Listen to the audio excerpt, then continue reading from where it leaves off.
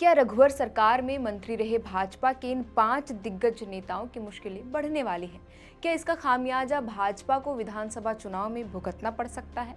क्या है पूरा मामला और हाईकोर्ट ने इस मामले में सुनवाई करते हुए अब तक क्या कुछ कहा है? आज की इस वीडियो में आपको सिलसिलेवार ढंग से बताएंगे। दरअसल 5 अगस्त को झारखंड हाईकोर्ट ने पूर्ववर्ती रघुवर सरकार में मंत्री रहे 5 बीजेपी नेताओं की आय से अधिक संपत्ति की जांच की मांग को लेकर दायर पीआईएल पर सुनवाई की। कोर्ट ने राज्य सरकार और एंटी करप्शन ब्यूरो से जवाब मांगा है।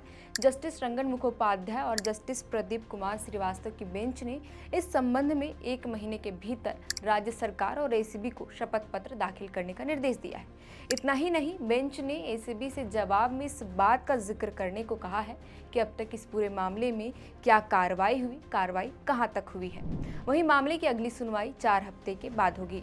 क्या था पूरा मामला, ये भी बताते हैं।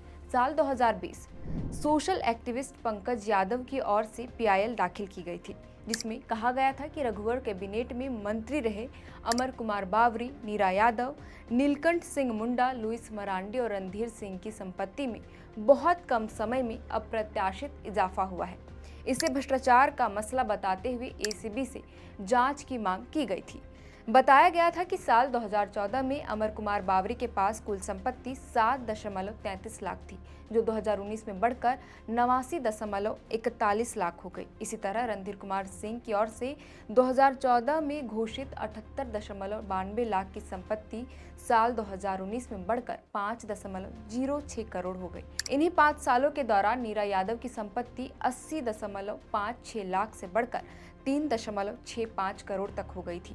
वहीं लुइस मरांडी की संपत्ति 2.25 करोड़ से बढ़कर 9.06 करोड़, जबकि नीलकंठ सिंह मुंडा की संपत्ति 1.46 करोड़ से बढ़कर 4.35 करोड़ हो गई थी।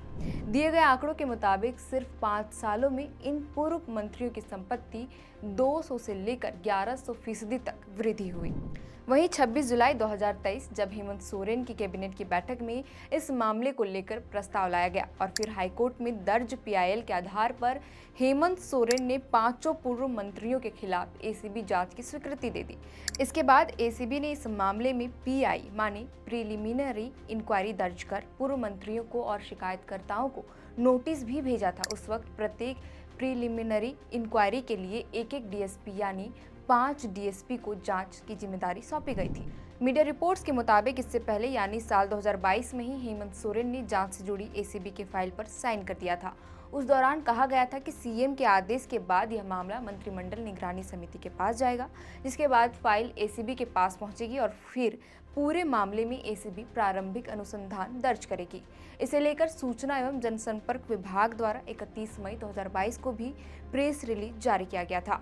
बता दें कि इसी साल विधानसभा का चुनाव होना है और इसलिए भी हाईकोर्ट का फैसला इस मामले में बहुत महत्वपूर्ण माना जा रहा है, क्योंकि भाजपा हेमंत सोरेन की सरकार पर लगातार भ्रष्टाचार का आरोप लगाती आ रही है और यदि रघुवर सरकार के 5 मंत्रियों पर लगे भ्रष्टाचार के आरोप को हाईकोर्ट सही ठहरा देता है तो ऐसे में भाजपा के साथ साथ 5 पूर्व मंत्रियों को भारी नुकसान हो सकता है। बहरहाल ये तो हाईकोर्ट के फैसले पर ही निर्भर करता है। फिलहाल के लिए इतना ही। आप देख रहे थे द फोर्थ पिलर। मेरा नाम है श्रेया रतन। बहुत बहुत शुक्रिया।